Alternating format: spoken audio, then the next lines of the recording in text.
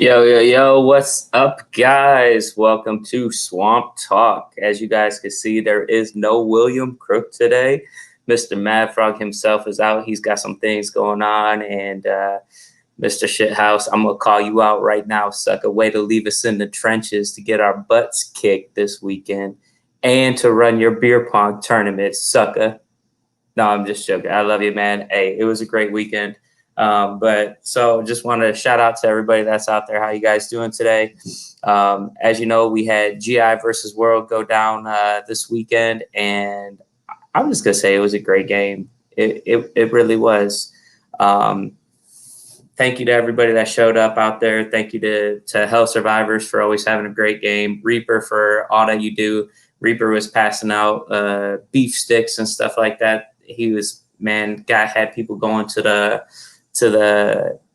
smoked barbecue guy, man. It was great. All out. It was just a fun time. There was a lot of people coming together, just chit chat and bull crapping. This weekend we had to go against our boys, Mint and Tactical. It was great running against them this weekend. But so yeah, as you can see, it's as of right now, it's just gonna be me and Mr. Dill in the background. And if somebody else wants to join in or feels like they want to join in, hit us up and pop in and let's chit chat and let's talk, guys. So, but anyways, like I said, GI versus Sports went down this weekend, and man, was it a battle. It went back and forth. So we have Mark Bellamy going up against, who was he going up against? I believe he was going up against Mechanic, was actually the one who was in charge of it. And then his XO was Dewan Mitchell, which, of course, you know, we've been going back and forth all season long with Dewan. 1 minute he's against us.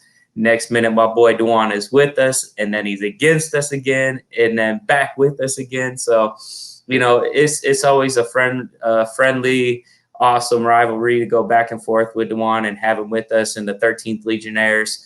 I love you guys from the bottom of my heart. And as you can see, we also went against the Mutants 3-1-3 this weekend. And I'm going to tell you what, they tore it up, man. They ended up getting MVT for their side. So that's awesome. Congratulations, Mutants, for the MVT. You guys killed it. Really, you guys did. Sorry to the guy that was wearing Guru's jersey. It seems like I was picking on you all weekend. It's just because I thought you was Guru, man.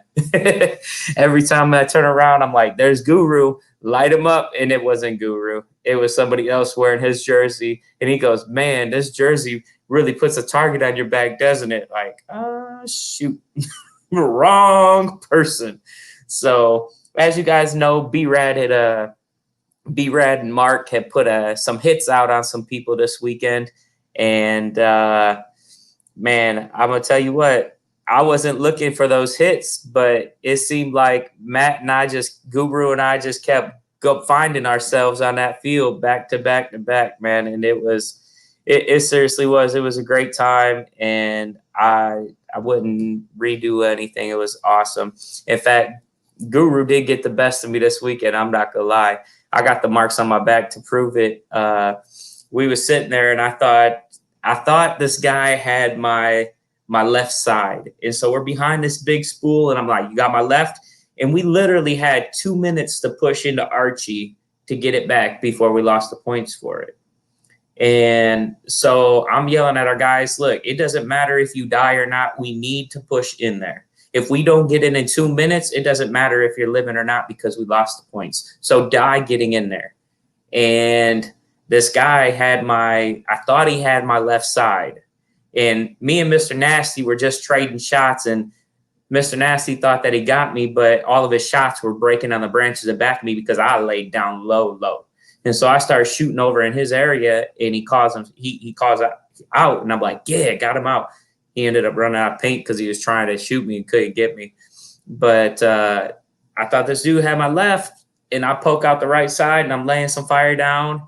And next thing I know, I catch a rope right to my left side, and I'm like, what the hell? I look over, dude's gone, and there goes Guru saying, get out of there, preacher. Get out of there. I got you. And I'm like, son of a bitch. Sorry for the language, y'all. But I was like, dang, I can't believe it. But like I said, it was a push that needed to happen. So either way, I was going to die. So I might as well get killed by the best, right? So, but yeah, this weekend, I'm going to tell you right now, congratulations to Mark and the GI team. We ended up taking home the win. So if you guys weren't there, you guys don't know, yes, GI got the win over World. So, but I'm going to tell you right now, I was worried. As you can see, there's me, Gremlin, and Mark holding up the trophy. So, but like I said, man, kudos to the yellow team, Mechanic and Dewan. You guys killed it all weekend long. I'm not going to lie, I was running the helicopter all weekend long. And that's kind of like my specialty. I love running that helicopter. I love getting in the chopper and just going to town with that thing. And the biggest thing for me is to make sure people aren't getting spawn camped. I hate that in the game more than anything, and so that's why I like the helicopter. And then if I can get more or go out, whatever. But man, you guys, it seemed like every time we went out there, we took an area, and I felt pretty comfortable about it. And I'd get our guys to spread out. All of a sudden, you guys would take it back in like the last couple minutes, and I'm like, are you guys serious? How are you guys losing these bases? We just had it, you know? So the fight back and forth, I really thought you guys came out on top and you guys had it. And I was so worried because you guys were killing it on the field. You guys, like, we bought a helicopter at 12:30, 1:30. We took a break on the helicopter at 2:30. And then we had a helicopter at 3:30, 4:30. And then we ended up getting two at 5:30. And I'm going to tell you right now that when we dropped that when we didn't pull that heli, what's going on? How you Welcome doing, to my the brother? show. How you How doing? are you? I'm good. I'm good. I'm good. I'm nice and showered. Hey, Peanut. Yep. Hey, hey, that's my TikTok bro right there. We was shooting TikToks in the village. There are some pretty funny TikToks there, preacher. Oh my gosh. I thought for sure, Peanut, I can't hear him. What'd he say? Go ahead. Did you put out the final version yet? Not yet, not yet. All But right. I'm gonna tell you what, that one blooper, man, when I jumped on the hood of that car, I thought for sure I started slipping and sliding. I'm like, I'm gonna die. I'm going down right here. This is the way Preacher's life ends. I bust the windows out your car, and no, it didn't hit my broken heart. Yeah, that's it, dude. I forgot I had on cleats, and Peanut was my cameraman for that. And I thought for sure, I'm like, man, if I don't fall and break my neck, I'm gonna fall and that glass is gonna go through my neck, and I'm gonna die shooting a TikTok. How stupid is that? You know, but it was fun. Thank you, Peanut, for going out there and shooting those with me. And we literally had like what 10 minutes, 15 minutes before we launched the next heli, right, Peanut? Oh, was it's about crazy. that. Hey, Uh, preacher, check this out. This thing you were talking about at the end, right? Yeah. So, everybody on Red, I had about 5 people that wanted to get them props for us real bad, right?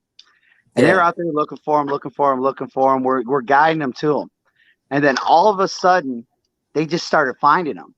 They started calling into Mrs. Dredd, getting the codes, getting them props out, and started bringing the props off the field. I think they all came out in the same time. Pretty close, dude. The first one came out. I was up there long enough to get the paperwork filled out, go over to the Mercs, and get a 5 o'clock Merc mission, right? Mhm. And then I turn around. Of course, I was like, hey, it was actually for 5:30. I had the Mercs, Right. so I was like, hey guys, I just want you to go out and have fun, because the Mercs, you know how it is. They're always making them work so hard. I was like, just go out and have fun. They was like, what do you want us to do? I said, whatever you want to do. I was like, run my color, don't shoot my red, and have fun. And they're like, okay, I love it. So then I turn around. Oh, hello. Then I turn around, and the next thing I know, we got more props coming up. I said, okay, we take the props up there. I get that prop done, and that was for a helicopter at 5:30. Or no, I'm sorry, that was another Merc mission for 5 o'clock. And then I turn around after that Merc mission for 5 o'clock. I turn around and go back to command again, and here comes another prop. I go up there, and it's for a first helicopter. I'm like, what? Okay. So I'm like, okay, I'm done. We're done. There's no way we got any more props.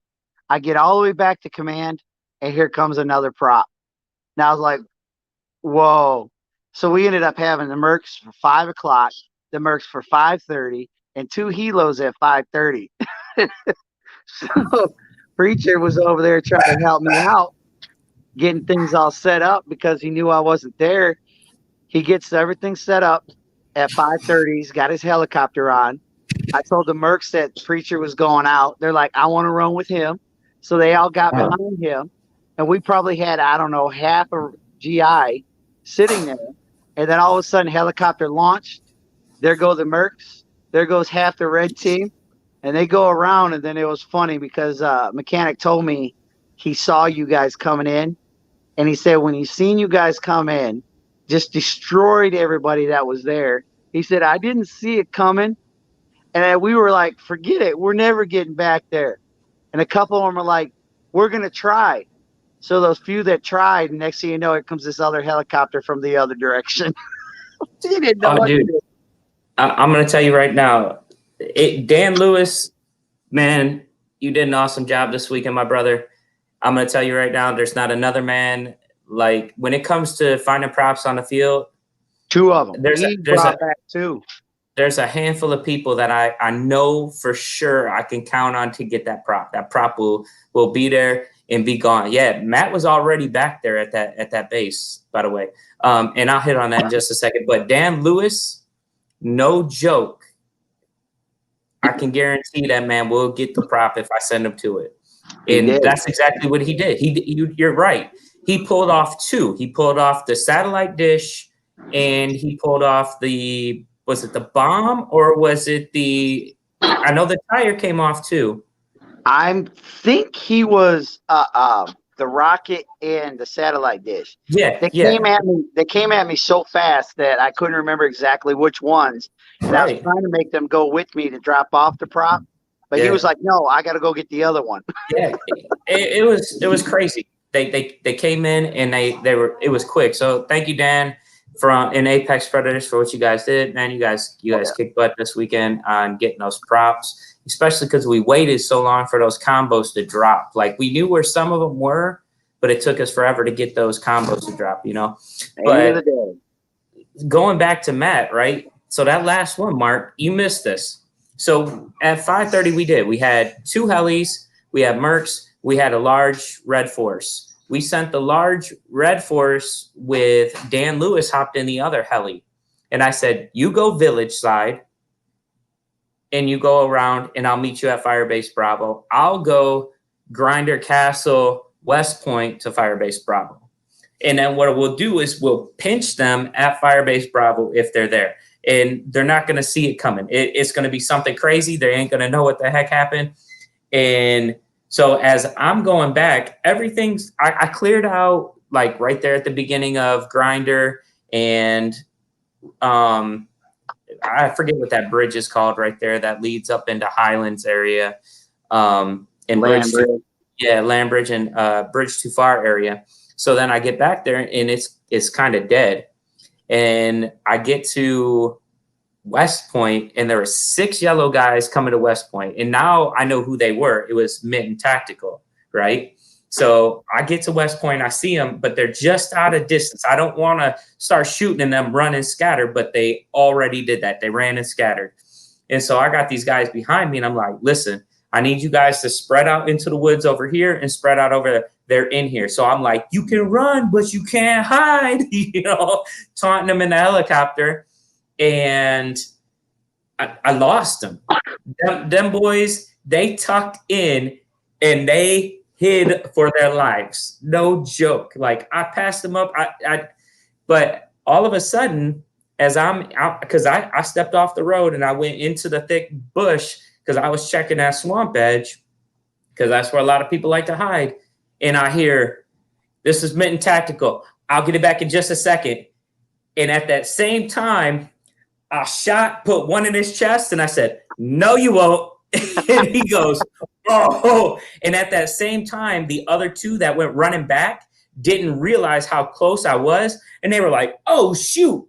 And they took off and they started running. I'm like, dang, I didn't even see them off to the left, you know? Well, here it is what's going on, John Lee? Nice to see you, brother. Jay, nice to see you, man. Miss you, bro. Hopefully we can get back out and shoot with you soon. But so what happened is they ran back toward Firebase Bravo.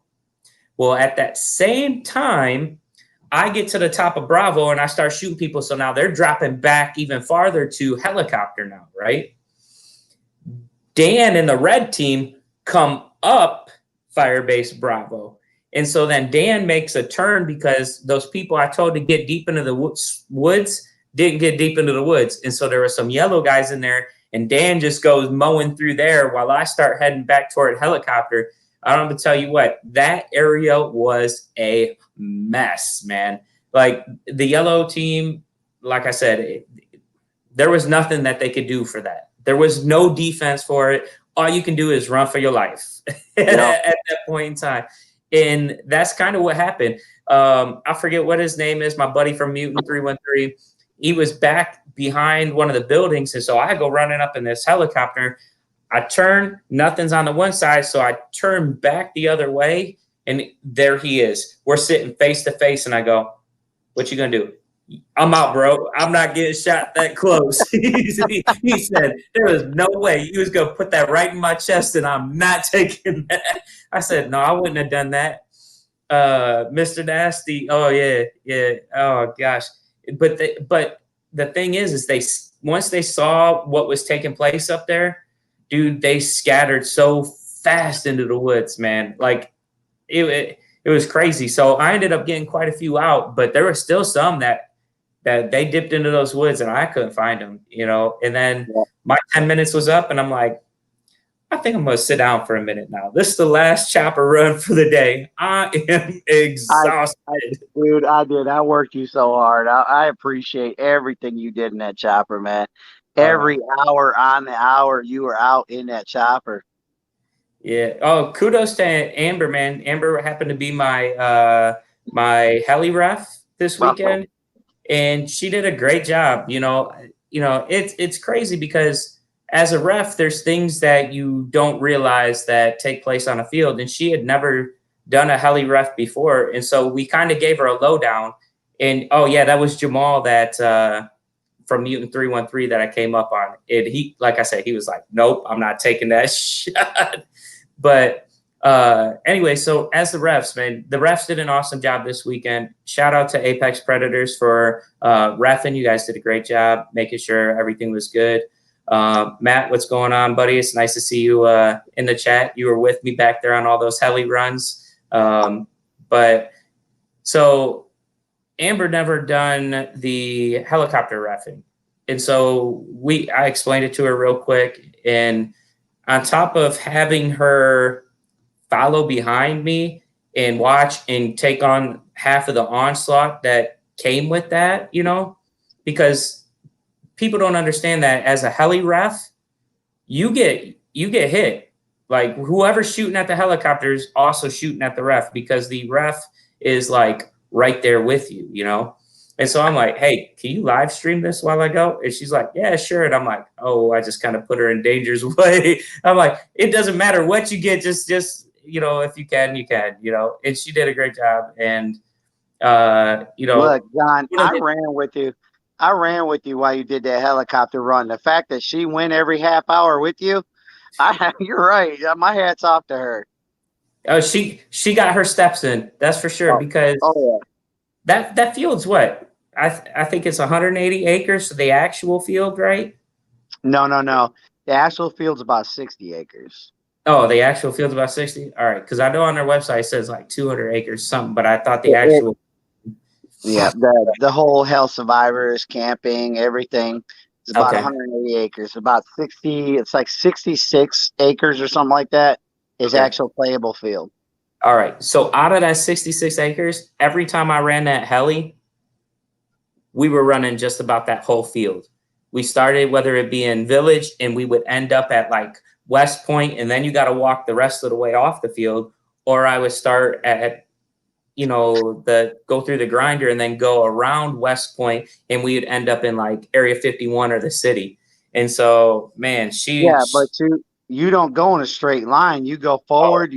You bust the left. You bust the right. You backtrack. You come. Oh, I missed one. You go back and you get them. You turn around and you just go again. Yeah, it's hard to keep up with you.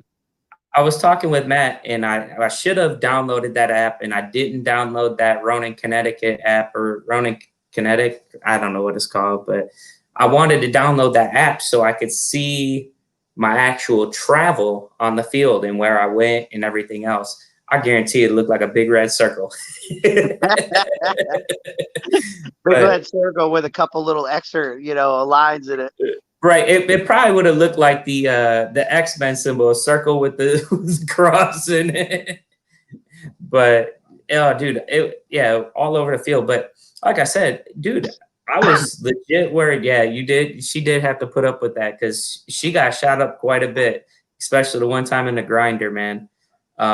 So again, thank you to all the refs that were out there. It was a blast. It really was. And I thank you guys for putting yourselves out there to make sure that all of us players were safe. All of us players had a great time, and just for all that you guys do. So thank you guys. Ronin Kinetic. Speaking of that, man, I think his name was Crispy. Okay. The boy that got hurt at the end. Oh, yeah. Yeah, I turned and I started looking at that slap stick because I was like, we got to get it changed. We got to get it changed. I was looking at it thinking, how can I get to it and get it changed? I was working at the guys. I told one to point at the wall. I wanted that castle covered, and I was kind of setting everything up. And then I was getting ready to run for it, and I looked over, and here comes Crispy. And he's running. I'm like, yes, he's going to. Oh, shit.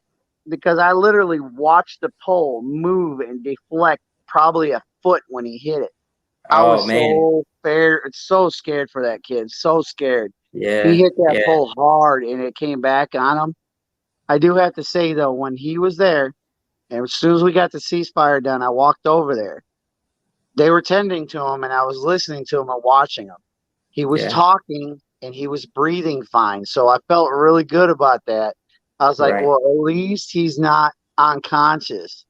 Yeah. His knee looked as big as my head, though. So he's Yeah. hurting. I took Yeah. in after game ended, I saw him and his teammates standing there, and they started because he didn't opt for the free ride to the hospital and everything, the transport to the hospital and stuff.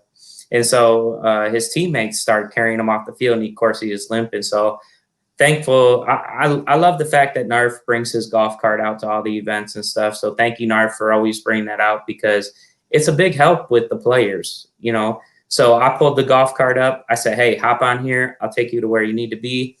And they parked way out in the nosebleed. So again, thank you, Narf, for the cart, because if it wouldn't have been for that cart, that's a long trip back to the where they parked, you know. But and so I took them back there. Go ahead. The thing I wanted to say about that, I wasn't quite finished, is I wanted to get everybody to understand how intense it was. Oh, yeah. It wasn't a Hell Survivors ref that was standing there watching that stick, but that kid did a great job. I don't remember who it was, because, you know, things go down really fast when somebody gets hurt. Oh, yeah. But that kid really deserved an extra thank you, because he jumped on it. He figured it out. He started waving. He started getting attention and trying to call a ceasefire right then, because he knew that kid was hurt, and he did a great job, especially someone that was not a ref. Did an awesome job. Yeah, and I guess that's where I was going to go with it too. And sorry I cut it off there, but exactly, the refs did a great job. Everybody ceasefire. Everybody stopped. We was sitting for like a cool 6-7 minutes, you know, easily while they got him off. But you know, to finish up that story, I took him back to where he was, and he seemed like he was all right. Just looked like he pulled some muscles in his knee or something. So at first, when I first heard it, they were like, "Oh, he broke his leg. He did this and that." And I'm like, "Oh, shoot, man, that's horrible. Like that's game changing for a person in their life." You know what I'm saying? So I thank God that he didn't break his leg in half like some people had said or whatever, because like you said, the way he went for that slapstick, and he said he must have just hit something wrong or whatever, because it's just his whole leg just collapsed from underneath him. No, what he did was he was about 3 feet from it, and he slipped. And when he slipped, he went full force into that stick. Yeah, so I'm glad he's all right too. So and those guys did a great job during Final Battle. They were running everything and taking care of business when it came to, especially that slapstick down on that water's edge. You know, they were on that slapstick, you know, just about the entire time. And when they weren't, I was sending people from the wall. You were sending people back up into the cut. So it just worked well for us, you know. So but yeah, man, it was a good time. It was a good time. You got anything? What was your moment, man? What was your favorite part? Honestly, it was just watching.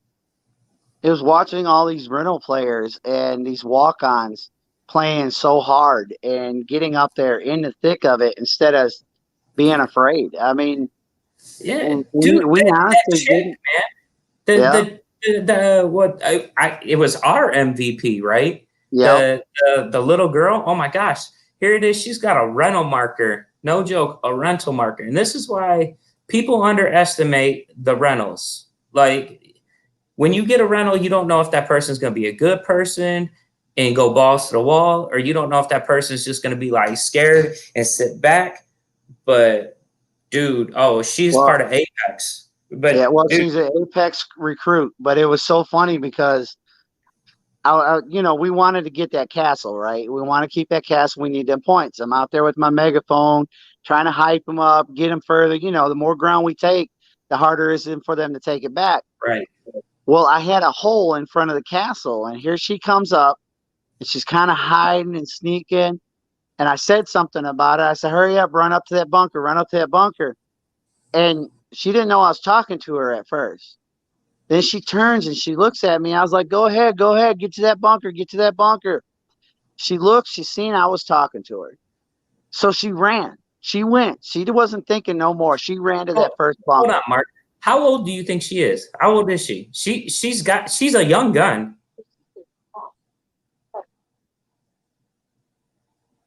My wife was talking to her because I wanted to make sure I had her name. Yeah. Oh yeah. By the way, this right here was the our intelligence officer for GI. Hi. Thank you again for everything you did. Yeah, well, because of her, Mark was like, I don't understand how you got the missions so quick. Because she stayed on top of it. So, but anyways, they say behind every successful man is an amazing woman, right? We've been together for a while. So anyways, the girl, my wife said that her sister's 12, so she had to be like 14 or 15. Yeah, well, that's what Guru just said, about 13. And she was young. I mean, dude, she was slaying it. Go ahead, finish your story. So she gets up to that bunker, and I'm like, she went once. Let's try it again. So I'm coaxing her to go to the next bunker. And I told her, I said, get in there, get low, get down, quick, get down, dig in. She'd get to the next one. By the time we were done, she was even with the door on the castle, right? So, yeah, hey, it sounds great. Sounds awesome. But I'm the one standing there walking back and forth, watching everything that's going on. I look off in the distance, and there's this group of yellow gathering up to do what we all know. Hey, if we all run, they can't get us all. Let's run. Don't stop. Let's run. Right. Dude, I said something. She popped up, laid paint out in that direction. I watched all these pro players. Well, pro players a long time. The whole yellow team, which were running full sprint, go from full sprint to instant hide. They all dove in, hid behind, stopped their thing. She single-handedly, because I watched it, single-handedly stop that run. She ran with us for no. That's why we lost. That's why that chick was killer, man. That little girl, I'll tell you, she was killer, man. But yeah, Mark, how's it going, brother? Nice to see you in the house, dude. Like I told you earlier, I look up to you in the sport because you're so great. You did an awesome job this weekend commanding. You always do, especially out at Hell's, bro. I love you. You're my brother, and thank you for all that you guys do, man. The Ducks. There was a point, Mark. You don't know this, but as both Marks actually, and it's in my live video, right? So we got Hammerhead from Ducks, and I forget what the one lady's name is from Ducks, and then we got Chad Carter and one other. And they were sneaking along the swamp edge, heading toward Area 51. And I'm just at the top of the hill in this big old helicopter, and I see them, but they didn't see me. And so I'm like stalking them, just waiting, because I didn't want to shoot the back end first and then have Hammerhead escape, because that dude, he can run and he can hide. Yeah, he can. And he is one of those guys that I don't want him to get away, because he knows that field like the back of his hand. And so I waited for him to turn this corner, to where like it kind of snaked him, to where Hammerhead was kind of like right at me. Dude, I popped him, and then I popped the person that was second, and Chad and the other chick from Venomous Ducks hid behind the pallets. And so I get in there, and I'm like, you can call yourself out, or I can shoot you. And she goes, yep, I'm out, but shoot me anyways. And I didn't hear the shoot me anyways until after she had said something. And so I look at Chad, and I'm like, you gonna call yourself out, Chad? And Chad goes, what are you gonna do, preacher? And as soon as he finished preacher, I was like, whop, one shot right through the pallet. and right center mask, and it couldn't have been a better shot. Like, and Amber was like, "Oh, that was so funny," and I'm like, "Kudos, Chad." And Chad's like, I'm not gonna call myself out, right? And he goes, "I'm gonna make you shoot me." I said, "I know." That's why. He goes, "But I said, was that an amazing shot or what?" Right through the slits of the pallet and into the just straight center mask. It was so great. But yeah, I don't know what Josh is referring to. There might have been. There was some other stuff that happened on the field, but one of the things I want to talk about real quick is, listen, Mark, you may have got your butt kicked, but trust me, my body shows that you kicked my butt. Oh, I wasn't on the field the whole weekend, and I don't understand how I got so many welts. Dude, like I say, the yellow team did a great job. Every time we took an area, it seemed like they took it right back, or like we were fighting over for like the last couple minutes, and like I said, at the end of day one, I was worried. I really was. The only time I wasn't worried, and this is where we're going to get into in just a minute, is that night play. All right. But before we get into the night play, I just want to address one thing. One thing I do not care for on a field, is people who cheat or mess with their markers. All right. And so one of the things that happened this weekend on the field, and I'm not going to mention names, just know that if you're out there playing paintball, you should not be taking tools out on the field with you. You should not be adjusting your marker on the field, no matter what. I don't care if your marker is broke. I don't care what's going on with your marker. You take that marker, you go off the field, and you work on it off the field. And so as I was shooting up by the grinder on the swamp edge, a teammate of mine, as I got shot out, I turned and I looked and I see him with an Allen wrench adjusting his velocity on his gun and shooting and adjusting. And it's not cool. Like, I understand if you may have thought you had an issue going on with your gun or whatever, but for anybody that's watching, take that off the field.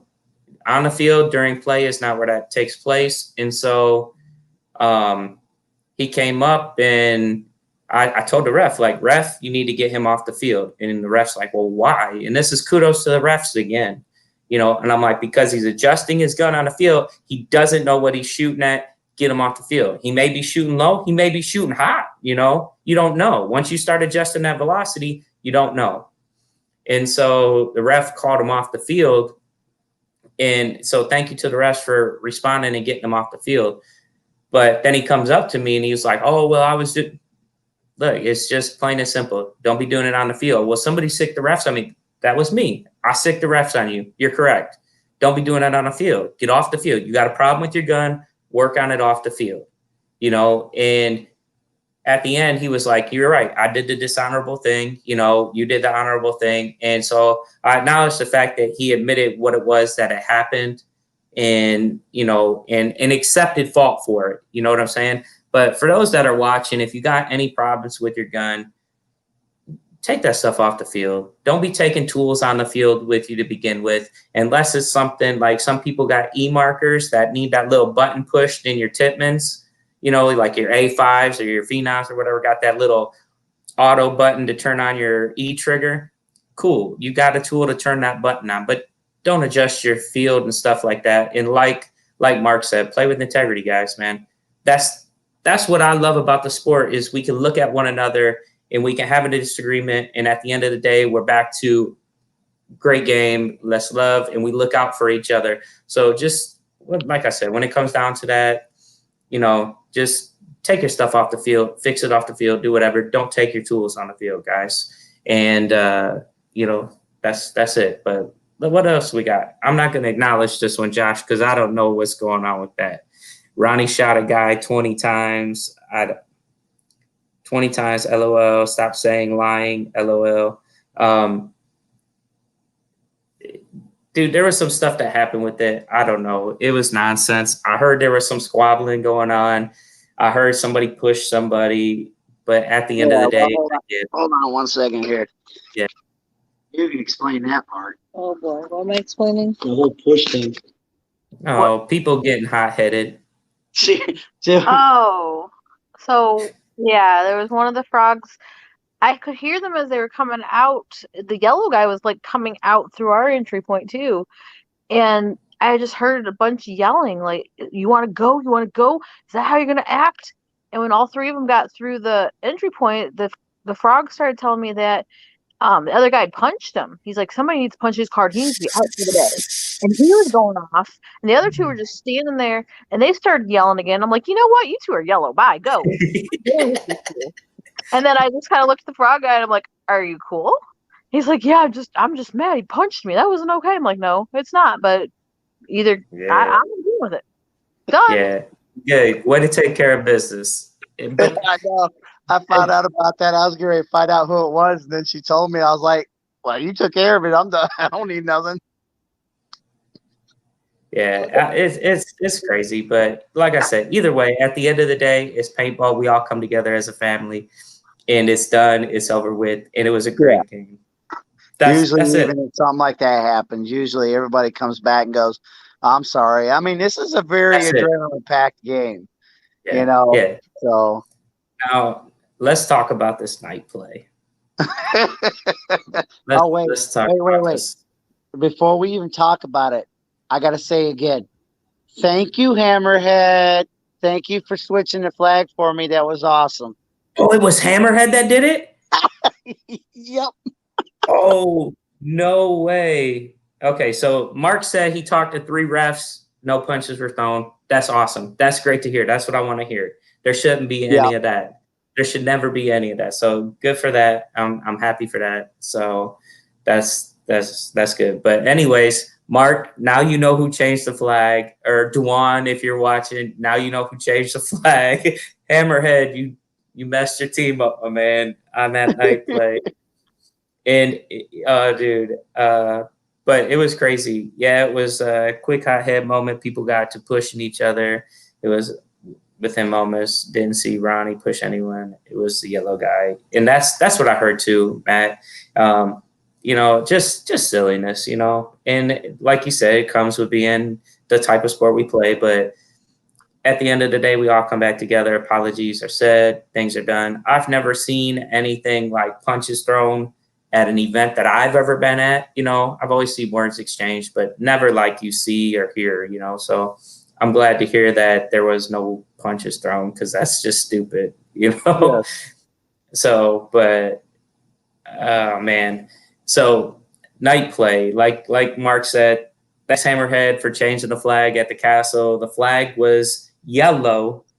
Dewan was the last person in the castle and backed out, thinking that we were all just going to run into the castle and not change the flag. Along comes Hammerhead, if that's who it was. I just caught the tail end of it because I was running the beer pong tournament. Mechanic can go ahead and confirm that. Mechanic told me it was Hammerhead. At least the duck helped with the win. Thanks, Mechanic. Right. Hey, there goes that venomous duck going out and killing his team. No, but so what happened is Dewan backs out. He's thinking the flag's yellow. They're going to go into the castle. They're not going to change the flag. All we got to do is keep the flag. Like, even if we have the castle, if the flag is yellow, yellow's still getting the points, right? Right. And all of a sudden, like, I'm just coming onto the field at this point. So I didn't see really what happened. All I heard was the firefight. And I see this yellow guy go walking off. And I see the flag is red. And so I'm like, what just happened? They're like, a yellow guy just went up and changed the flag from yellow to red. And I'm like, what? And they were like, yeah. And then we lit him up. And I'm like, oh, snap. You took 2 hits. Like, you hurt your team and you got slaughtered, right?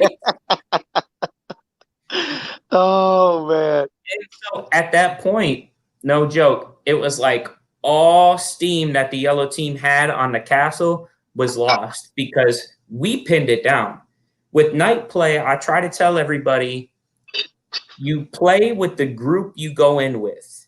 And if you happen to connect with somebody else on your team, good, but don't trust anybody outside of your group because it's dark, you can't see, and you don't know who anyone is, and people will tell you anything to make you think that they are on their team.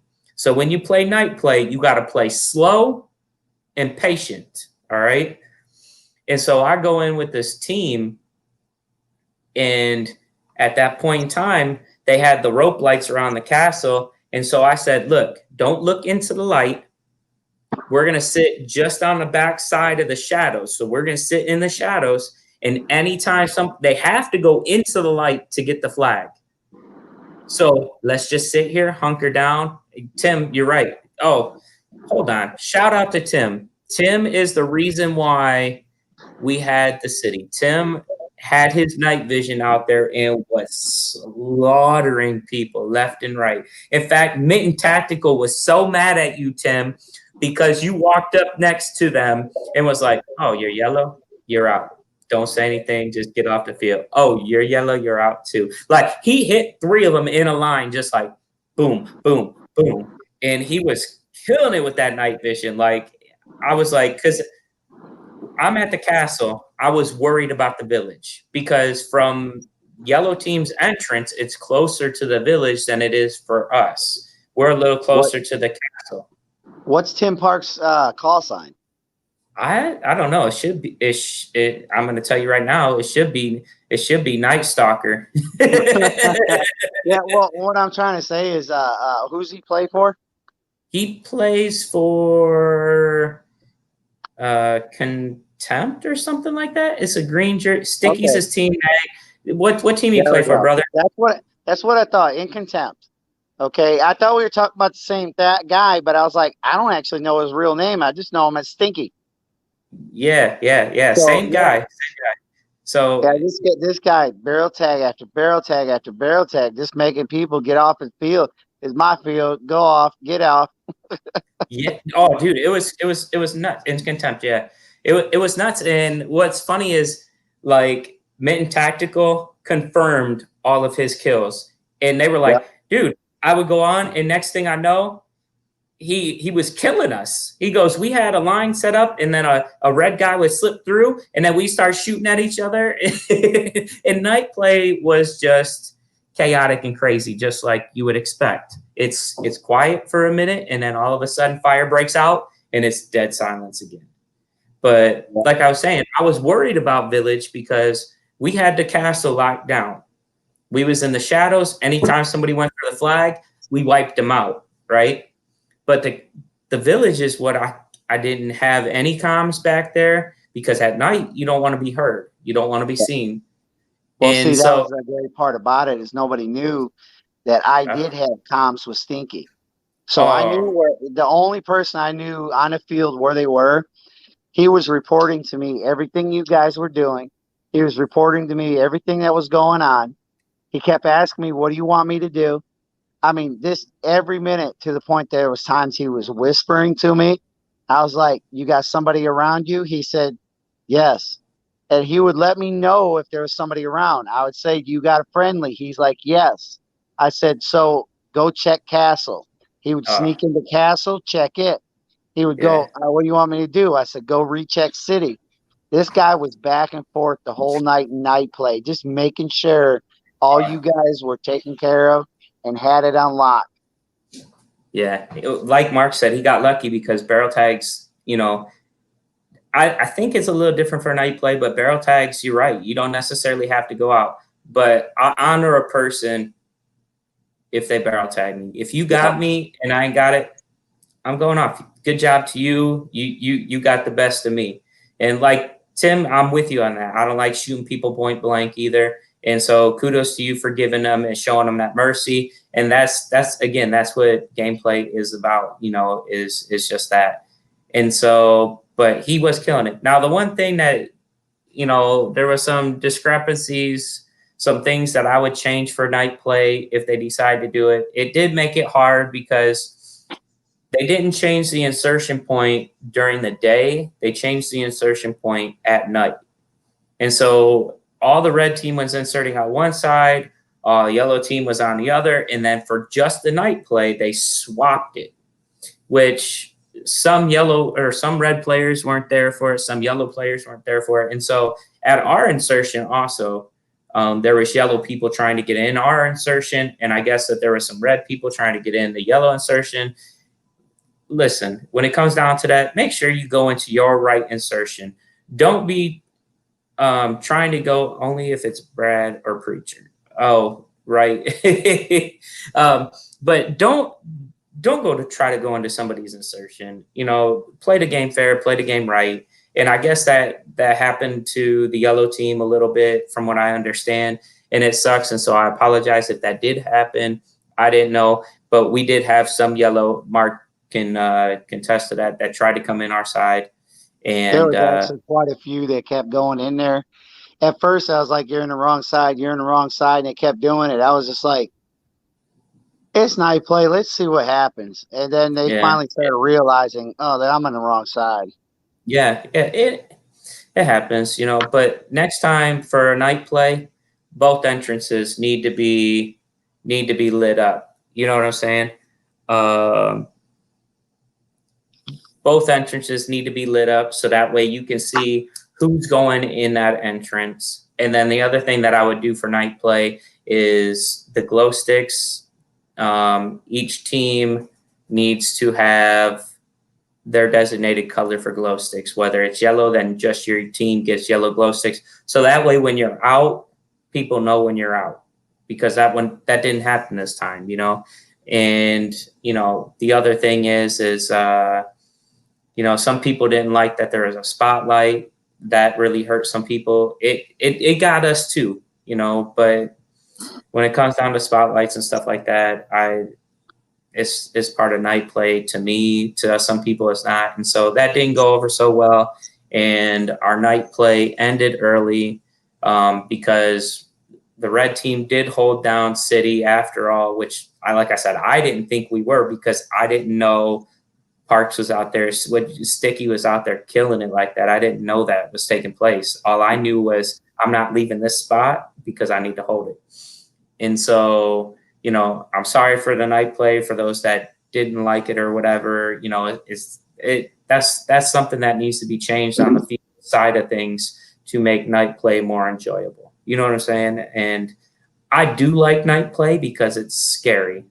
Yeah, see, he actually let about 20 red in. It's hard, you know, and it sucks because that it shouldn't happen like that. But all in all, the night play started out slow for me because I was doing the beer pong tournament with everybody. And so congratulations to Ronnie and Tizzy from Aces for winning the beer pong tournament. Dude, they had these two dudes were going against Ronnie and Tizzy, and they were beating them. And Ronnie and Tizzy came back and beat them the first game. They had to win 2. The other team only had to win 1 because they had more wins. And Tizzy and Ronnie pulled it off. And yeah, congratulations, guys. Look at that.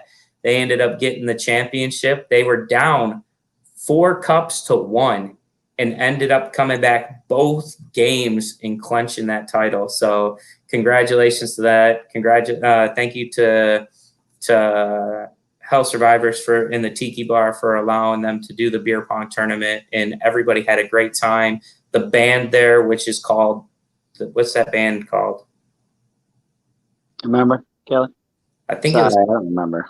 The Line or something like that. They did a great job, man, and it was nice having them out there playing and stuff. So, but you know, just to end that night play talk, it was good. We ended up killing the night play, getting the 400 points or whatever it was, and it was a good time. It really was.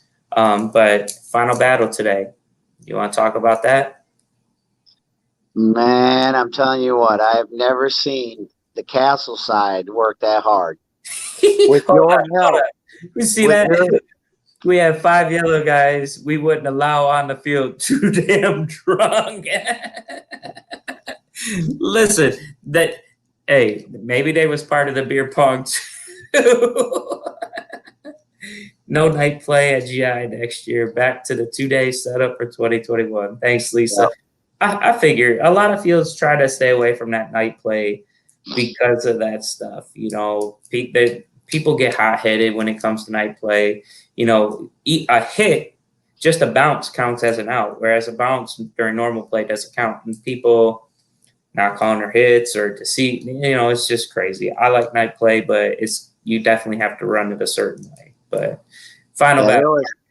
I don't know where Alex is right now, but Peanut had a good one on Mitten Tactical. We'll do one last thing on the night play is that boy, Mitten Tactical's known for being sneaky on the field, right? Getting around you, outflanking you and stuff like that. Oh, we all try to get him for outflanking, right? Well, I keep on telling everybody my son is a very sneaky little guy. He outflanked the outflankers and sat there and was hanging out next to him, right? This is what my son tells me. He's hanging out next to him, and they're like, what color are you? He avoided answering that question and went, hey, look, there's some red players right there. They're shooting at us. And he goes, oh, and you're out. I'm red. Oh, shoot. Yeah, no. There's a couple of times where I saw, like, I was coming out in the helicopter, and alongside the road, I see down in the ditch, I see Peanut just chilling down there, like, dude, just moving slowly up. And I'm like, all right, go get a Peanut. He will, but the thing is, that kid will get into places and nobody even know he's there, Yeah. So, this final battle. Again, that's like mutants. Mutants will do that stuff too, man. Yeah. You'll be sitting there 1 minute and you think everything's fine, and then next thing you know, you got 3 or 4 mutants around you, and you're like, where the heck, man? Gosh dang it! I thought I got rid of these guys, and they're hunkered in there, and they'll outflank you in a minute too, man. But all right, final battle, let's go. Well, final battle, we got out there, and you were like, let's work that castle. Let's work that castle. And I'm like, you know what? You're right. Let's work that castle, because most of the time people get down in that castle area and they do not want to go move forward. They don't want to go for the slapsticks. It's a little tough. No, they're perfectly fine with sitting back and long balling, but not hitting anybody. Yeah. So it was funny. I got right to the end of the grinder, right when everybody was walking in, right? And I'm looking at him and I'm like, no, go down here. Go down here. I want you in castle. I want you in castle. And shout out to Whiskey and Coke. I told him, I said, hey, I want to have you guys down there in castle area, because I need some people that will be strong and be up front, and we'll stay at the front line. They said, all right. So they went down there, and I kept right at the end of the grinder, go to this way. I kept directing everybody to castle. And there was a couple people who were like, no, I want the grinder. No, I want the grinder. I'd let them go. So I kept pressing, more. Everybody kept on going down there. So I got a small force of people on the grinder, and we got all the rest of the team down there in the castle. Yeah. So the grinder, they held it on their own. The people that wanted to go play it, they held it. They held the stick for most of the time.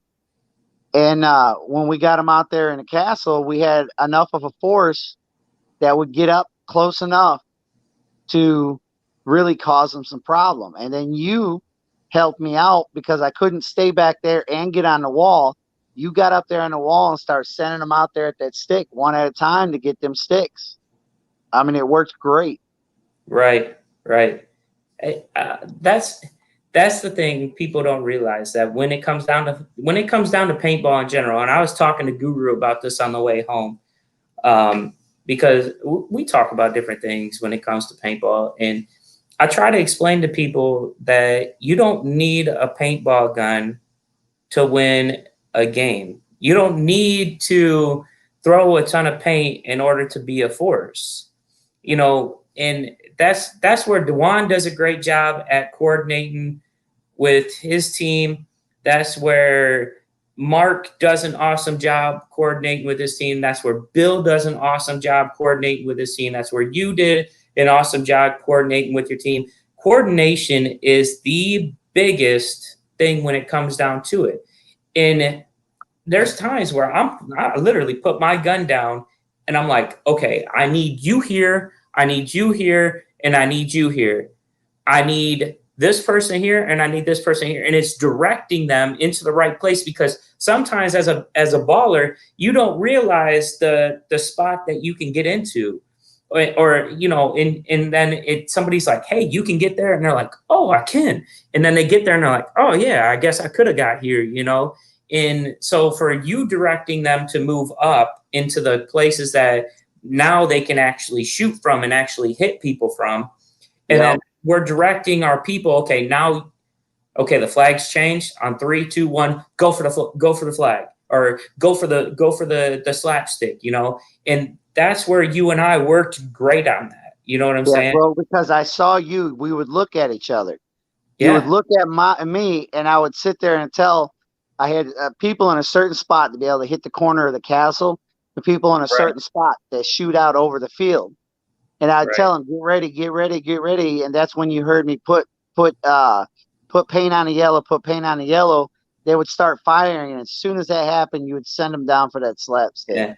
Yeah, that's it. And there was a girl that was up on the castle wall with me. I don't know her name. Thank you for giving me a pot of paint. And we were sitting there, we were covering, and all we were doing is, at this time I ran out of paint because I went running out, my pod pack opened, and out went freaking a pot of paint or whatever. And number two, I got trigger happy at the people going for the slapstick, because you got to try to get there. Not that I'm overshooting them, but it takes you a minute to hone in on getting that person, And so I'm like, look, cover this lane. And she goes, you just want a pot of paint? And I'm like, well, you can cover it. And she was having an issue with her hopper. She had to keep pulling her hopper back, and I'm like, yeah, I can do it if you want, or you can have my gun and cover it, And so she did a great job, and she covered that lane, and then I covered it, and then we sent people, and then you were coordinating, and it worked out. It worked out really well. It really did. And I'm going to tell you what, dang Mitten Tactical. Forget you guys. You guys suck when it comes to Final Battle, man. This dude, I'm going to tell you right now, I'm trying to think of what his name is. Hold on. I got to pull it up because I'm horrible at names, but he tore me up. He did. With that first strike round, I couldn't get close enough. And I was sitting there. I had a good spot. Zachariah, let's see. Hold on. Brandon from Mutant Tactical. This dude, he posted his kill count, and it was impressive. He said he had 39 verified kills, 11 headshots, 16 unverified, 3 deaths, 630 round shot. I was at least 3 of those confirmed kills. Well, my luck, I know there was one of them out there, and they got me right here. I was like, I bet you I was one of them too. Oh, man. I was sitting there, and I'm at the wall, and I got this lane, and I'm just sitting there, and I'm like, yep, and I'm directing, and next thing I know, bam, right in the belt, and I look down, I'm like, oh, shoot, we got a first strike that just entered our area. And so I walk back, I tag up, and I went right back to that same exact spot because I wanted to see where it was coming from. And I'm looking, I don't see it, so I'm still covering. Next thing I know, pink, I hear something hit my tank, and I look, dang on first strike again. I'm like, where the hell is he at, man? This dude's killing me. And so I go back off, I tag up again, I come back for the third time. Third time is a charm. I'm going to find him this time, right? No, hell no. Right center chest, bam, a stinking A. And I said, he ain't get me a 4th time, all right? So this time I was like 5 feet back out of his line of fire, because he had that alleyway. And I yell up to the guy on the corner because he's playing chicken with him, And I'm like, listen, you got to move back just a little bit so that way you're out of his field of view, And next thing I know, he slips one in and clips this dude right in the fingers. And you see that hand go back so fast like this. And I'm like, he nailed him right on the wall, dude. Clipped that finger good. I felt bad for him. And I'm like, I told you to step back out of his field of view, because he already busted me 3 times. So, like I said, during Final Battle, kudos to you down on that swamp edge. Kudos for you for killing me 3 times and that other guy and putting us in our place because I dropped back. I still kept my lane, on anybody going for that slapstick, but I got out of his lane for sure. Yeah, You know, he was whizzing them past us too, but he did not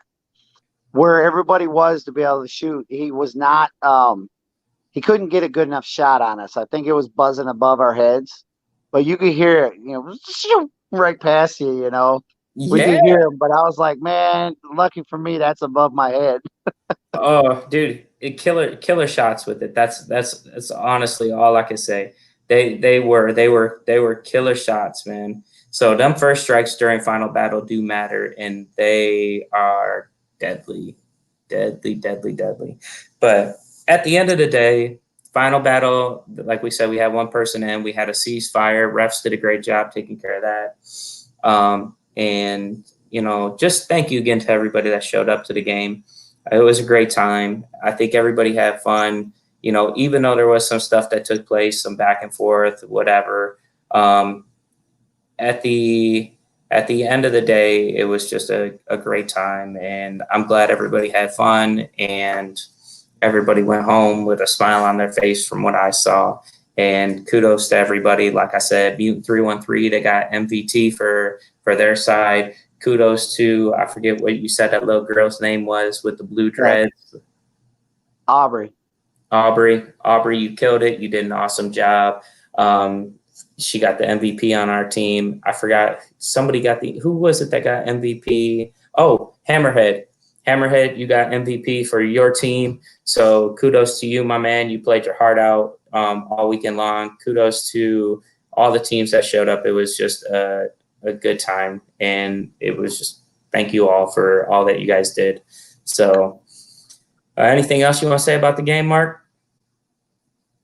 Well, let me go ahead and do something real quick. I'm going to say a few thank yous to everybody. I'm going to go back to Stinky for a minute because a couple things that you didn't know that he did for me out there, because like I said, he had his own comms and he wanted me to use it, and I did. So it was just him and me on that one comm. This guy ran through the swamp twice for me. That one time you went down into Area 51, I knew everybody was having trouble, but I didn't know you were there. And I told him, I said, hey, go ahead, jump into the swamp. You cut over that swamp, you can get right into Area 51. And then he calls back to me right after he got through. He goes, helicopter just came through and cleared it. I was like, okay. I go, do they know you're there? And they're like, nobody knows I'm there. You didn't even know he was there. Right. He's like, he said he got through that swamp, saw you coming through, and hunkered down. Yeah. The other time was he went through the swamp another time, cutting in on somebody, and then I needed him to help me watch Castle, and he was trying to get in, and he was afraid to come around the front. I said, look, there's a back door. You can go right through that tunnel. Thing is you're probably knee deep in water. He goes, I don't care. I'll see you in a minute.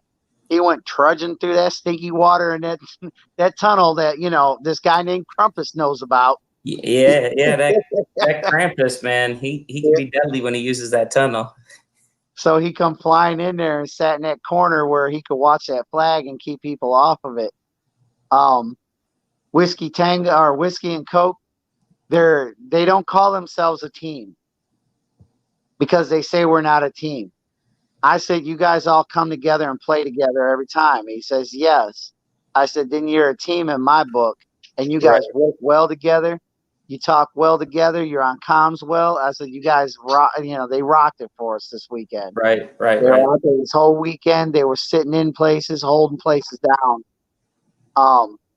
Again, you said it right. What's the guy's name that was going after the props? Dan Lewis. Dan Lewis.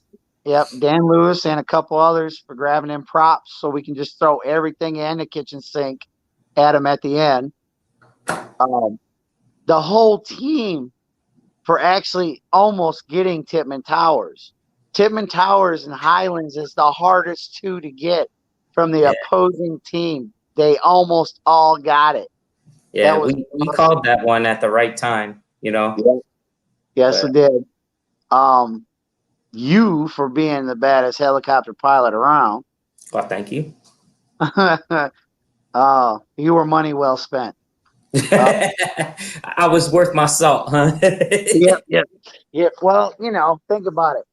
$75,000 for a chopper, but it was the hardest hitting thing out there. Right. Yeah, Um, that chopper is a game changer when it comes down to it. And, it is. the thing that I like about it, at first, when I first started going to Hells, I hated the helicopters because and I'm not trying to say I'm the greatest helicopter flyer ever. I'm not, I'm just out there to have fun. But what I changed when it comes to helicopters is I show mercy. Some people don't like to show mercy and they just go out there and they gun them. But anybody that talks to you, like there's this little girl, she was playing with Mitten Tactical, and I gave her a welt this weekend. She told her mom and dad a helicopter hit her, and they thought it was a real helicopter. But I said, she goes, "Yeah, you shot me," and I go, "I did. I'm so sorry." Because I try not to shoot little kids or girls. You know what I'm saying? I'll give you the option to surrender because I show mercy. But if I do, it's only 1 or 2 shots unless you go running. And I hate when people go running. And so I said, "I only shot you once, right?" And she goes, "Yeah, you only shot me one time." I'm like, "All right." And when I walk off, people are like, "Dude, thank you for being an awesome helicopter." And I'm like, looking, and I'm like, "You're on the opposite team." They're like, "No, you only shot me once." Most other places, when a tank comes through or a helicopter comes through, they shoot you multiple times. You only shot me once, maybe twice, and I'm like, "Oh, well, good." And that's when you're in those things, when you're in tanks, when you're in helicopters, that should always be in your mind. People like the different aspects of the game. Make sure that they continue to like them by not overshooting them and going crazy. You know what I'm saying? Yeah. So that's why, like I said, when I fly, I try to make sure that it's one shot. If I overshoot you or whatever, I don't mean to. It's probably because you ran or something. But yeah. So anyways, go on. I'm sorry. I also have to give a big thank you to my wife because she literally, I asked her to do it. She was like, "I don't know how. I don't know how." I was like, "You'll be fine. I know you can do this." Dude, she stayed on top of it. And she didn't wait to get my attention. She went, "Mark," and she got my attention. That was, I'm in trouble. What?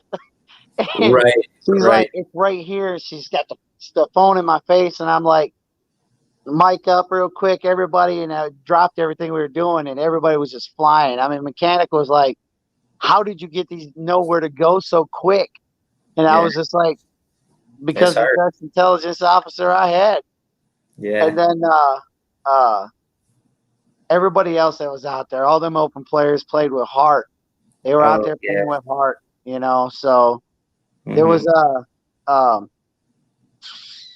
gosh, I was trying to think of somebody else. I'm so bad with names. I just want to thank them all. And me too. That's why I looked and I was like, before I do the show today, make sure I have this name and this. No. But you're right. There's so many people and everybody did a great job and it was just a good time. So I do have to thank Mechanic too, because he gave me a lot of advice for this game. He gave it to me last year and I took his advice and his advice works. Yeah. Mechanic's awesome. What's going on, Mr. Page? Listen, I'm mad at you, sucker. I'm so mad at you. You're going to call out all these hits on these people, and then you ain't going to show up for final battle? What kind of nonsense is that, bro? Huh? Where's you at? How do you think his own team felt? His 2 tanks were there. Kimbo, shame on you. I had to sit by myself. I had to sit by myself because you weren't there. He said, "Sorry, I wasn't there. Slept in." Sure. Guess whose lot's going to be full now? But he was hilarious though, because we get done with it and we were all like, "Anybody seen Brandon Page?" They're like, "No," because we're like, both his tents are here, all his tables here, his sweater's here, this is here, that's here. He just left all his stuff here. Right, it didn't show up. How are you gonna sleep in when the game doesn't start until 11:30, bro? How are you gonna sleep in? Come on, man. Yeah, all I gotta say is, yeah, there's my team captain, right? No, thanks, Brandon. Right. That's why Peanut took your spot. No, I'm just, I'm- Hey, another thing I gotta do too is my boy Rhino from our team. oh, he did a great job too. Yeah, he was out there. He was asking me what I need to do, and I said, go out there and get him to start moving forward. And he would go out there and work He his did. best to get him moving forward. So, Especially when we were spawn trapped. You know, yeah. he did. He was out there. He took your megaphone. At first, I thought it was you. No joke. I'm like, all right, Mark. And I looked, I'm like, you're not Mark. And I'm like, all right, get it. Because normally he's quiet. You know what I'm Yep. saying? He's real quiet, reserved, but I guess he takes on the Mark role when he gets a megaphone in his hand. Well- Yes, Sabrina slept in. You should have kicked his butt out. Yeah, we'll find out in 9 months if he slept in. Oh. Anyways, so So, yes, HVTs, they're done. what? Oh, no more high value targets. Only for this game. Yeah, there was a lot of smoke coming your way, Mark. You know how many people was putting your head up on the list that they wanted to kill? So one of the things I did is Dewan and Mark both came up to me and said, we don't care what happens. We just want Mark. We're going to stalk him, and we're going to make sure every time he gets on the field, same way with mutants. Dude, so many people are like, once they step on the field, we're slaughtering them. We're walking them right off that field. And I'm like, look, I just to set it up for you, all right? How's about that? Let's just set it up. It'll be Mark and B-Rad versus Dewan and Mark, right? And they were like, yeah, like it was going to be sweet. And then all of a sudden come down to dinner break where they were supposed to duke it out. Like, no, I'm not going to do it. No, I'm not going to do it. Like, dang it, I wanted to see this. You guys was calling each other out. I wanted to see the epic battle. I was good for it. I was running around trying to make sure my wife had dinner and everything. I was trying to get my cons charged up. And I come back and I'm looking around. I was like, I guess we're not going to do this now. No, I don't know, man. B-Rad said, nope, not that, Ella. Yeah, you want to know why? Because B-Rad was scared. He knew the smoke that was coming. And he said, I'm out and I'm not returning for final battle because I put out these hits and they're going to slaughter me. That's what happened, Well, huh, B-Rad? I will tell you one thing. The funny part about this whole entire thing, I faced him during the whole final battle, right? And normally, you guys know, the whole front of my jersey is just covered in paint. I had like 3 shots on the front of me, and the whole back of my jersey was covered in paint. Man, I don't know. They saw my back. They saw that name Dreadnought, and they just covered it. Oh, yeah. They definitely made you pay for putting out those hits. B-Rad did. Wait, she said, I'm not the one that did that. Yeah. B-Rad did get Guru. I did see footage of that. He posted that. But look, I'm going to tell you right now, B-Rad didn't play. He left early night play and didn't come back for final battle. So I don't know what happened there, but I think that somebody was scared. No, I'm just playing with you, B-Rad. I'm just messing with you. You weren't scared. You did a great job this weekend, brother. And you know how it is. We just back and forth love, man. Back and forth love. Again, kudos to Dewan. And last thing I want to touch on GI versus World before we get into some of our sponsor stuff and everything else is thank you to, well, it was nice meeting Candy and her boyfriend from the 13th Legionnaires. Like you said, come 6 o'clock. 6 o'clock ended. Gameplay for the day. I was getting my stuff ready. Everybody's talking to me, you know, and of course I'm a talker. So we're all over. Jacob, yeah, love y'all. Great. Yeah, dude. It was amazing, man. But so the thing that you forget about for myself is I forgot to eat. And so because I got wrapped up in all this other stuff, then the beer pong tournament took place and I was into that. And then right after beer pong, I heard we was losing final, like at night play. Dewan was coming out like hyped, and I'm like, dang, I got to get in there and stop this dude from wrecking us, you know. Meanwhile, I didn't really know what was going on the field. So I didn't eat, but the guy from 13th Legionnaires came up at the end of the night, and I'm like, dang, now I got to go try to find a place that's open for food. And kudos to him. Thank you so much, brother. I love you for all that you did. He gave me his ribs and his beef brisket. He goes, if I eat this tonight, I'm gonna be up all night. So he's like, here's some food, preacher. Thank you. You know, and that's what paintball's about. He's on the opposite team as me. He didn't have to look out and do that. You know, he didn't have to come over, but that's what he did. And so thank you for looking out for me. Thank you for the food. I appreciate it. It was delicious. You know, I went back to my truck and I ate it, and then, dude, I crashed. I hit that pillow hard. So thank you again for giving me food. You know, meanwhile, my son was taken care of. He went off with a friend of mine and went and got some food, but they didn't bring me back, man. You know, so again, thank you to the 13th for being my brothers, for looking out for us. Even though we're on opposite teams, we're always brothers. So thank you guys so much. And thank you, my man, for giving me that food. I really cannot express how much it means to me for you looking out for me. You know, brothers for life, man. So anyways, yeah, so let's see. We got some Mad Frog merch, right? So you hip to our Mad Frog merch, Mark? You seen that stuff? I've seen quite a bit of it. All right, so check out, guys. We got our Mad Frog headbands right here from Max T. If you guys see that, we got some Max T jerseys and stuff, man. Pretty sweet. That right there is Mr. Bill Mad Frog himself. What a sexy model, right? And then these are our new JT Frogaflash pants. Make sure you guys check those out. You guys can get those. Contact Bill or check it out on our Mad Frog website and whatnot.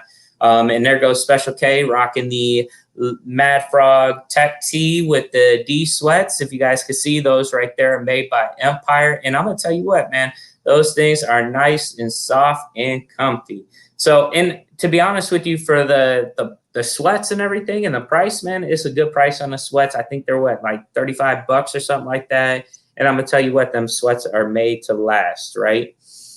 Then we got our Mad Frog Militia patches. As you guys can see, these are our vinyl patches. They are amazing and they look really good. If you're wearing a vest, they stick right on the front, man, and they pop in.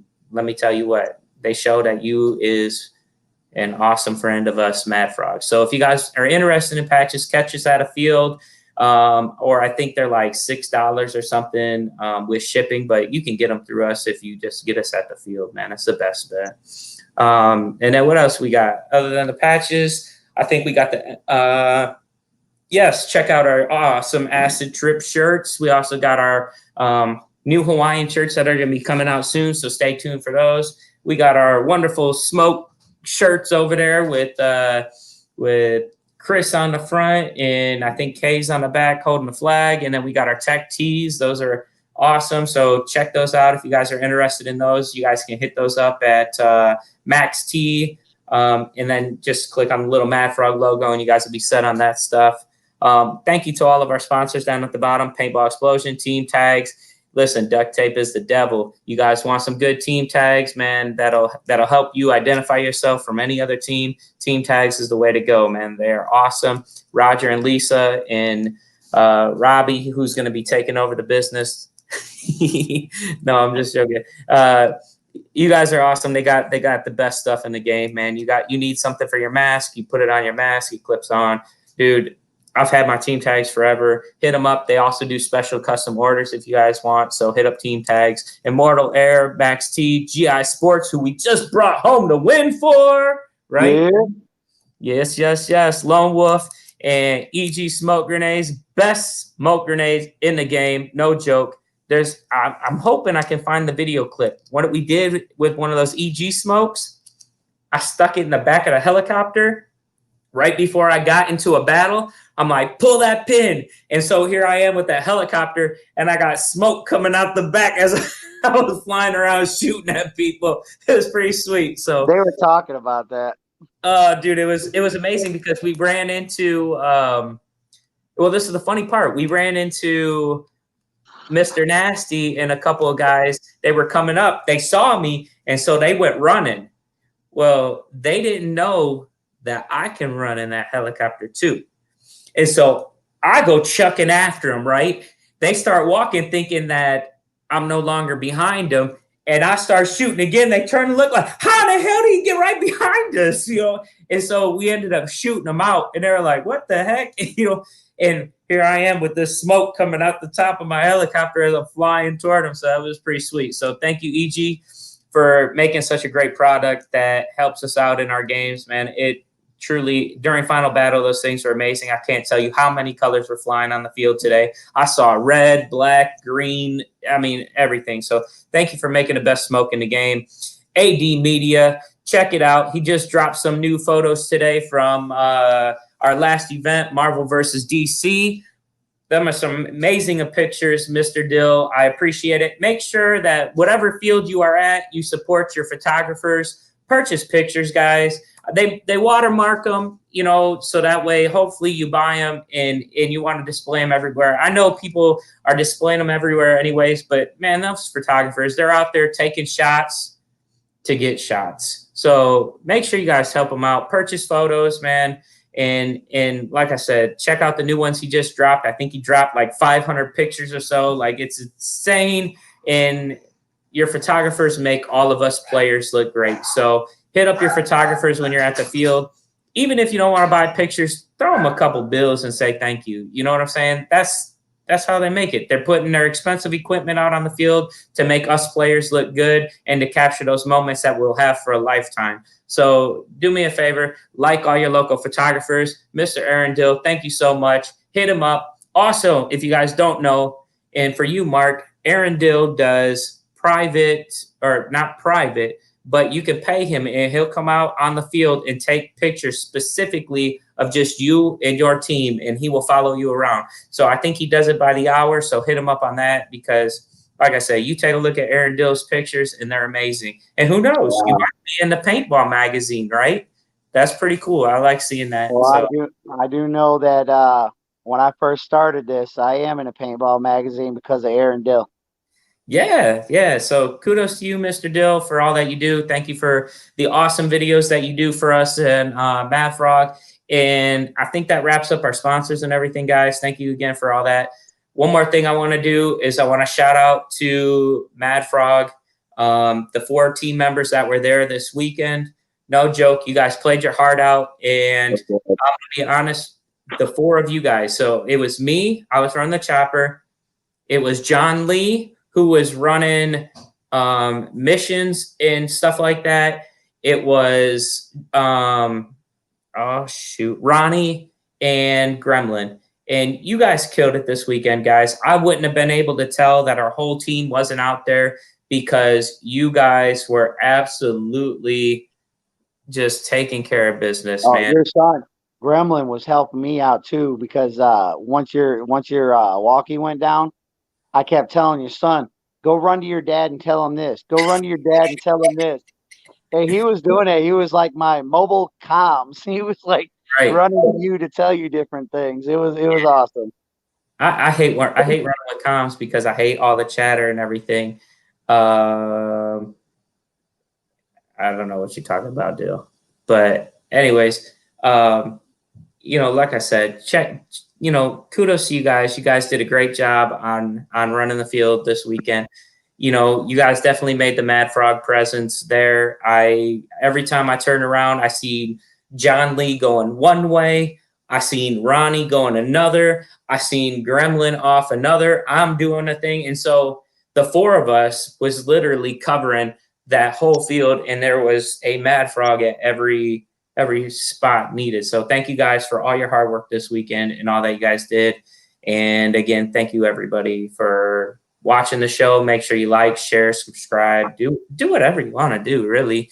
Just know that we're here for you. We love you. And Mark, again, kudos to you. Thank you very much. And is there anything you want to close with? I just want to thank everybody. Thank everybody for this win. I mean, we all went out there, put heart. Everybody, I have nothing else to say except for just thank you. I mean, that should say everything. Thank you to everybody. Yes. And again, thank you to Kelly and Dave for the field, the time, all that you guys do. Good stuff, man. I appreciate everything. And I think that's going to be it for the show. All right. So All right. I'm gonna wrap it up. I'm gonna leave it there. Check out some of the other shows that we have in the past. You guys can find us on Twitter. You guys can, I believe, Twitter. All the basic all your major social media. Check us out on Facebook, YouTube, Instagram, TikTok. Which hopefully I'll have a new one dropping soon for us Mad Frogs, just because we were screwing around, and I'll probably add the bloopers too. The one I was doing, I went like this, and my whole hopper just went whoop off. And I bust the windows out your car. And no, it didn't hit my dude, that hopper went flying. I looked at Peanut, and I'm like, you see that? My hopper is in the car.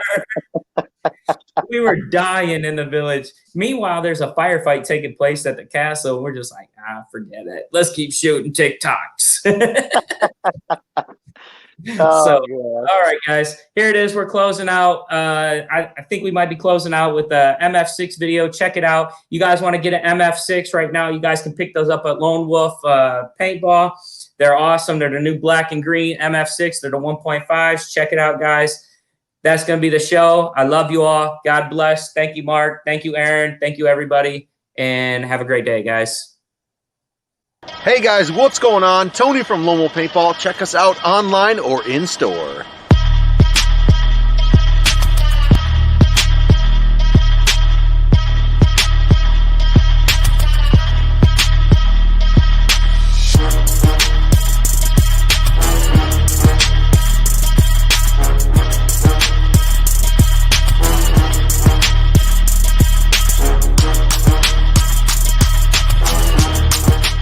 LoneWolfPaintball.com.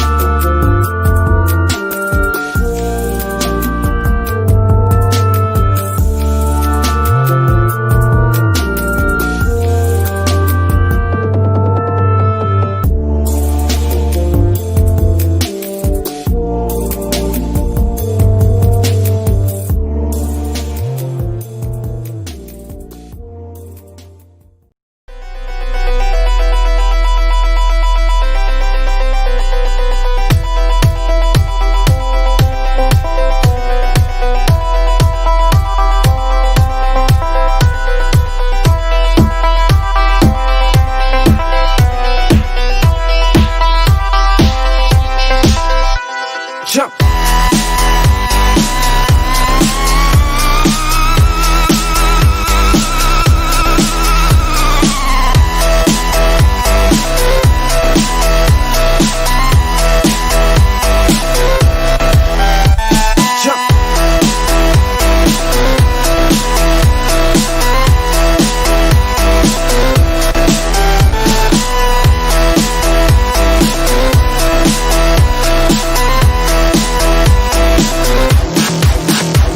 Jump!